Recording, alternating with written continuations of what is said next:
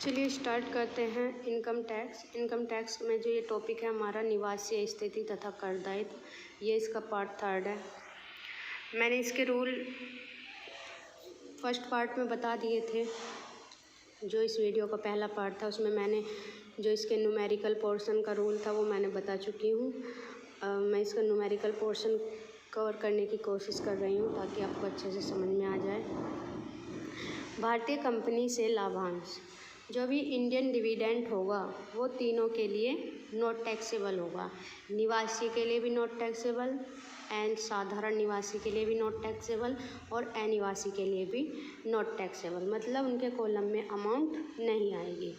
दूसरा, यदि यहाँ पे यही पॉइंट होता कि विदेशी कंपनी से लाभांश, भारत का न कह के विदेशी कंपनी का लाभांश कह दिया होता तो फर्स्ट वाले में टैक्सेबल होता, बाकी में नॉट टैक्सेबल। मतलब ये जो 10,000 अमाउंट है पहले वाले में 10,000 लिखी जाती यदि ये विदेशी लाभांश होता। अब ये भारतीय लाभांश है तो तीनों में नॉट टैक्सेबल होगा, लेकिन यही लाभांश विदेशी होता तो पहले वाले के लिए टैक्सेबल होता निवासी के लिए और बाकी के लिए नॉट टैक्सेबल होता। अब दूसरा पॉइंट है इसका कि जापान स्थित व्यापार का लाभ भारत में प्राप्त किया गया। मैंने रूल में लिखवाया गया है कि पैसा चाहे हमने कहीं भी कमाया हो, लेकिन यदि वो भारत में प्राप्त हो रहा है तो तीनों के लिए टैक्सेबल होगा। टैक्सेबल। ये जो 12,000 अमाउंट है ये तीनों के लिए टैक्सेबल होगी, निवासी के लिए भी, असाधारण निवासी के लिए भी और अनिवासी के लिए। तो तीनों के कॉलम में 12,000 रुपये जाएंगे। तीसरा पॉइंट है पाकिस्तान में स्थित व्यापार के लाभ वहीं एक बैंक में जमा, यह व्यापार भारत में नियंत्रण है।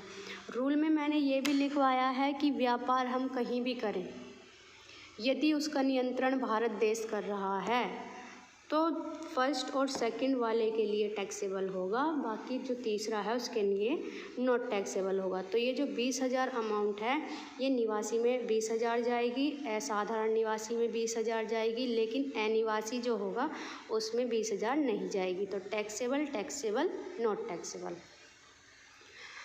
इंदौर में व्यापार का लाभ लंदन मुख्यालय द्वारा नियंत्रित है।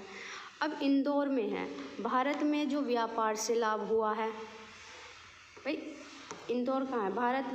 भारत में व्यापार से लाभ हुआ, लेकिन जो भारत में व्यापार है उसका जो नियंत्रण कर रहा है वो कौन सा देश कर रहा है? वो लंदन कर रहा है। कौन सी सिटी कर रही है? वो लंदन कर रही है। अब यदि व्यापार हम भारत में करते हैं, अब चाहे उसका नियंत्रण कोई सा भी देश करे, बाहर का या बाहर की कोई सी भी सिटी करे, उससे हमें मैटर नहीं करता। वह हमें मैटर नहीं करता क्योंकि हमने जो व्यापार किया है वो भारत में किया है तो उसकी अर्निंग भी हमें भारत में ही प्राप्त होएगी। ठीक है, तो जब हमें पैसा भारत में प्राप्त हो रहा है तो तीनों के लिए टैक्सेबल, तो 11,000 रुपये तीनों में टैक्सेबल होंगे। नेक्स्ट पॉइंट है अब्दुल जो अनिवासी है को भारत में व्यापार करने के लिए दिए गए ऋण पर ब्याज। अब अब्दुल कहीं का भी निवासी हो, अनिवासी हो या असाधारण निवासी हो या निवासी हो, हमें ये देखना है कि वह व्यापार जो कर रहा है उसका जो अर्निंग है उसे भारत में प्राप्त हो रही है या भारत के बाहर प्राप्त हो रही है। तो यदि भारत में प्राप्त हो रही है तो तीनों के लिए टैक्सेबल, और यदि भारत के बाहर प्राप्त हो रही है तो उसकी भी कंडीशन अलग है। यदि वो व्यापार भारत में कर रहा है और उसकी अर्निंग भारत के बाहर प्राप्त हो रही है तब भी वो तीनों के लिए टैक्सेबल। यदि वो व्यापार भारत के बाहर कर रहा है और इसकी अर्निंग भी भारत के बाहर ही प्राप्त हो रही है तो केवल फर्स्ट वाले के लिए टैक्सेबल।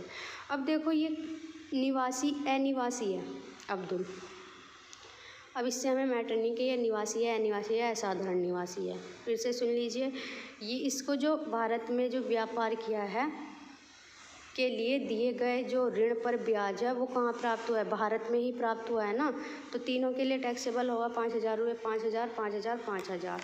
नेक्स्ट पॉइंट है अमेरिका में कमाए तथा वहीं प्राप्त परंतु उसके बाद भारत भेजे गए। तो ये फर्स्ट वाले के लिए टैक्सेबल होगा, बाकी दो के लिए नॉट टैक्सेबल होगा। लेकिन सवाल यहाँ पे ये उठता है कि भारत भी तो लाया गया है। यदि इस पॉइंट में ये कहता कि अमेरिका में कमाए जो रुपए भारत भेजे गए फिर उसके बाद वहीं प्राप्त किए गए, कहाँ, अमेरिका में। तो इस पॉइंट से पहले हमें क्या मिल जाता कि पैसे जो हैं पहले भारत भेजे गए फिर बाद में वहाँ पे प्राप्त किए गए, तो हमारा हो जाता तीनों के लिए टैक्सेबल।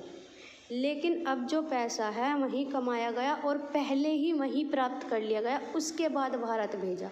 यदि ये पॉइंट बनता है कि बाद में भारत आया है पैसा, वहीं प्राप्त करने के बाद में भारत आया है पैसा, तो केवल फर्स्ट वाले के लिए टैक्सेबल होगा, बाकी दो के लिए नॉट टैक्सेबल होगा।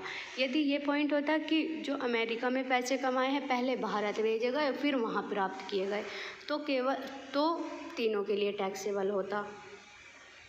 लेकिन अब जो है पहले वहीं प्राप्त कर लिए गए बाद में भारत भेजे, तो केवल एक के लिए टैक्सेबल होगा, बाकी दो के लिए नॉट टैक्सेबल। 7 पॉइंट है इसमें। भारतीय साझेदारी फर्म की आय का हिस्सा कितने रुपए हैं इसमें? 15,000 रुपये। ये हमारा एग्जैम्प्ट कहलाएगा तीनों में, एग्जैम्प्ट मतलब ये जो 15,000 रुपये है ये ना तो निवासी में आएंगे, ना अनिवासी में, असाधारण निवासी में, ना अनिवासी में। जो हमारी पार्टनरशिप फर्म होती है भारत की, इंडियन पार्टनरशिप फर्म से जो अर्निंग होती है वो तीनों के लिए नॉट टैक्सेबल होती है। नेक्स्ट पॉइंट पढ़ते हैं। नेक्स्ट पॉइंट हमारा, भारत में स्थित मकान संपत्ति से कर योग्य आय अमेरिका में प्राप्त। अब प्राप्त कहीं भी हुई हो लेकिन अर्निंग कहाँ की है? भारत की। जब कमाया भारत में गया है, प्राप्त कहीं भी हो, चाहे वो भारत में हो या भारत के बाहर हो, तो तीनों के लिए टैक्सेबल। तो 12,000 और 12,000। क्लियर। नेक्स्ट है, भारतीय कंपनी के ऋण का ब्याज दुबई में प्राप्त है। तो अब ऋण है तो अर्निंग कहाँ पे हुई है? भारत में। प्राप्त कहीं भी हो, वही ऊपर वाला पॉइंट। तो तीनों के लिए टैक्सेबल। 5,000 5,000।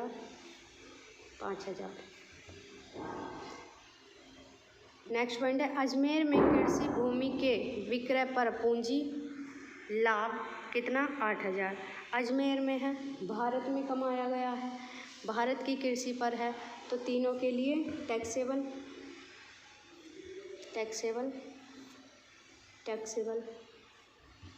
अब आपने क्वेश्चन इस तरह से नहीं करना है जिस तरह से मैंने किया है, आपने क्वेश्चन करना है फॉर्मेट बना के आपको क्वेश्चन करना है।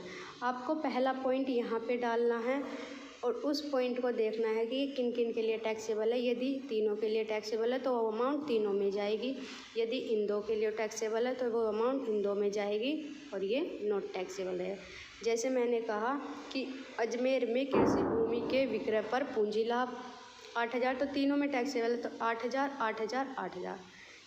ऐसे ही भारतीय कंपनी में ऋणों का ब्याज दुबई में प्राप्त। अब प्राप्त कहीं भी हो लेकिन कमाया तो भारत में गया है, तो तीनों में टैक्सेबल है, तो यहाँ पे 8,000।